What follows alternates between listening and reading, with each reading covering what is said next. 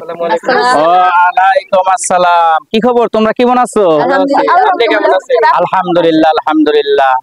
কি নিয়ে আলোচনা করতেছো তোমরা? ও যাই হোক, যাই গল্প করো না করো, তোমরা লেখাপড়া ঠিক মতো করতেছো তো? তোমরা কিন্তু আমাদের এই দেশের ভবিষ্যৎ, তোমরা কিন্তু নষ্ট করবা না। আর এই আমি শুক্রবার দিন বয়ান দিছি, তোমরা তো শুনছোই, সুদ ঘুষের জন্য আমি খুব তোড়জোড় করে বয়ান দিছি। এবং এটা নিয়ে আমি খুব মানে চেয়ারম্যানের সাথে আমারও কথা হয়েছে, কিন্তু চেয়ারম্যান সাহেব ওই গুলি আসলে মানে উনি বুঝবো আর কি।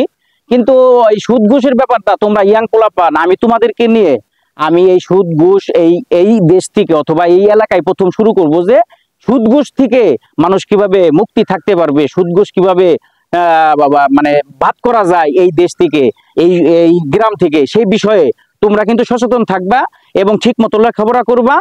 আর এই বিষয়ে তোমরা সজাগ দৃষ্টি ভূমিকা পালন করবা এবং আমার সাথে সবার সাথে এই সমাজের ভূমিকা তোমরা কিন্তু পালন করবা।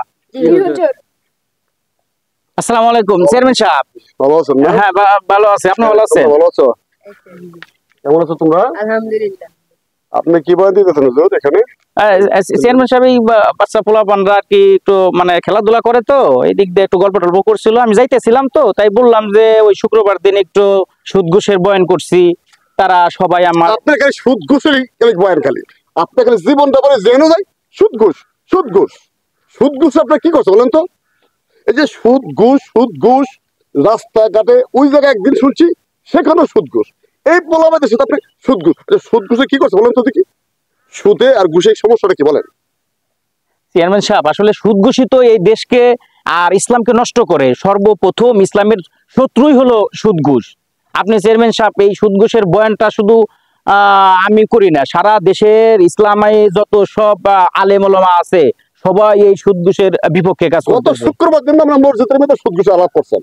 আমি সভাপতি মসজিদের, আমি যেভাবে বয়ান দিতে পারবো আপনি সেভাবে বয়ান দিবেন। মসজিদের মধ্যে আপনি সুদ ঘুষের আলাপ করতে পারবেন না, রাস্তাঘাটের মধ্যে আপনি সুদ ঘুষের আলাপ করতে পারবেন না। আমি যেখানে যাই সেখানে আপনি সুদ ঘুষের আলাপ করেন।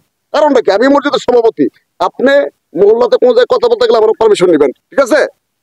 চেয়ারম্যান সাহেব আসলে সুদ ঘুষ তো ইসলামের সম্পূর্ণ নিষেধ। আপনি ইসলাম মানে ইসলামের পক্ষে যদি থাকেন তাহলে এটা নিয়ে আলোচনা আমাদের করতে হবে। চেয়ারম্যান সাহেব খেলে কি হইব আর ঘুষ খেলে কি হইব আমি বুঝতে পারতেছি না তো আপনার ব্যাপারটা। সুদ হলো আল্লাহ তাআলা সরাসরি নিষেধ করে দিয়েছে। ওই নিষেধ করছে খালি কুরআন কারিমে ঘোষণা করছেন যে হে মানুষ, হে বান্দাগণ, তোমরা কিন্তু সুদ খাও না। আর সুদ খায় যদি কোনো মানুষ যদি সুদ খায় তাহলে তার নিজের মায়ের সাথে জেনা করার সমান গুনাহ তার আমলনামায় লেখা হয়। কি বলেন হুজুর আপনি এটা, তাই নাকি? জি চেয়ারম্যান সাহেব। তোবা তোবা তোবা, সুদ খেলে ঘুষ খেলে মায়ের সাথে জিনা করার সমান? হ্যাঁ, এত বড় পাপ, এত বড় মানে আল্লাহ তাআলা অখুশি হয় এই সুদ ঘুষের প্রতি। তাহলে হুজুর আপনি তো আমাকে কখনো এককভাবে বললেন না যে সভাপতি সাহেব আমি তো চেয়ারম্যান, আমার তো কত জায়গায় কত কিছু করতে হয়, এই বয়ানটা তো একদিন তো আমাকে কোনোদিন বললেন না। কারণটা কি? চেয়ারম্যান সাহেব আসলে আমি তো বলতে চাই আপনাকে, আপনার সময় হয় না, আবার যে সঙ্গে আপনারা একটু বলুন ডাক দিয়ে সুদের কথা এবং ঘুষের কথা যদি আমি বলি আপনি বলেন হুজুর এত সুদ ঘুষ নিয়ে আলোচনা করার দরকার নাই। হ্যাঁ ঠিকই, আমার কাজ আছে, আমি পরে এইভাবে বললে আমি আর আপনার সাথে কথা বলতে পারি না। হুজুর ইসলামের দৃষ্টিতে মানে ইসলামের আলোকে মানে কোরআনের আলোকে হাদিসের আলোকে সুদ ঘুষ খাওয়াই যাবে সম্পূর্ণ নিষেধ।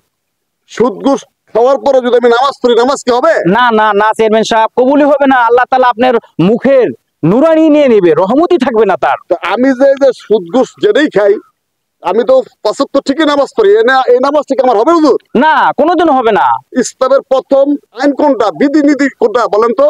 সুদ ঘুষ থেকে বঞ্চিত মানে করতে হবে, আপনি সুদ ঘুষ থেকে আপনাকে নিজেকে বঞ্চিত করতে হবে। আচ্ছা হুজুর তাহলে এক কাজ করেন, আপনি যে বয়ান আজকে দিয়েছেন আজ পর্যন্ত এই পূর্বে যে হুজুর গুলা আমার মসজিদে ছিল কখনো সুদ ঘুষের বয়ান কিন্তু দিত না। আজকে এই ছোট ছোট বাচ্চাদের যেভাবে আপনি চোখ কান খুলে দিচ্ছেন, এইসব বাচ্চারা এখনই আপনি যে বয়ান দিতেছেন, আসলে আপনার মতো সমাজে যদি প্রত্যেকটা মসজিদে এরকম হুজুর থাকে আমার মনে হয় সুদ ঘুষ হারাম সবই বন্ধ হয়ে যাইব। তো হুজুর যাই হোক, এখন কথা হচ্ছে যে আপনি যে কথা বললেন ইসলামের হাদিসের লেখা আছে যে সুদ ঘুষ খাওয়া যাবে না, মার সাথে জিনা এটা বাবা করা যাবে না।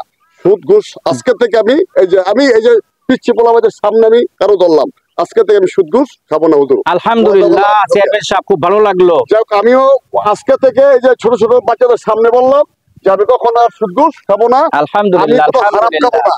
মসজিদে আজকে থেকে না, মানে প্রতি শুক্রবার দিন প্রত্যেকটা নামাজের সময় আপনি সুদ ঘুষ নিয়ে আলাপ করবেন, আর সুদ ঘুষ খেলে যে নামাজ হবে না সেটাও আপনি আলাপ করবেন। জি জি জি জি। তো হুজুর অনেক সময় দেখা যাচ্ছে অনেকে নামাজ পড়ে সুদও খায় ঘুষও খায়, এটা কারণটা কি? এটা তো শয়তানের প্ররোচনা করে সুদ ঘুষ খায় তারা, শয়তান। কিন্তু এটাই তো আমরা আলোচনা করে, এটা তো জানে না তারা যে সুদ ঘুষ মারাত্মক পাপ। এইটার জন্যই তো আমি বেশি বেশি আলোচনা করি সুদ ঘুষের উপরে, যাতে তারা সচেতন থাকুক এবং সুদ ঘুষ থেকে তারা বঞ্চিত থাকুক।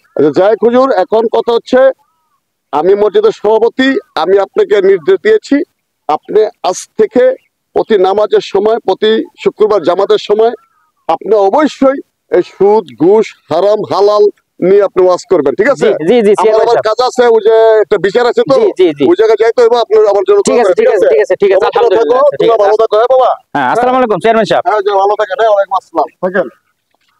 ঠিক আছে বাবারা, তাহলে তোমরা ভালো থাকো। ঠিক আছে, আসসালামু আলাইকুম।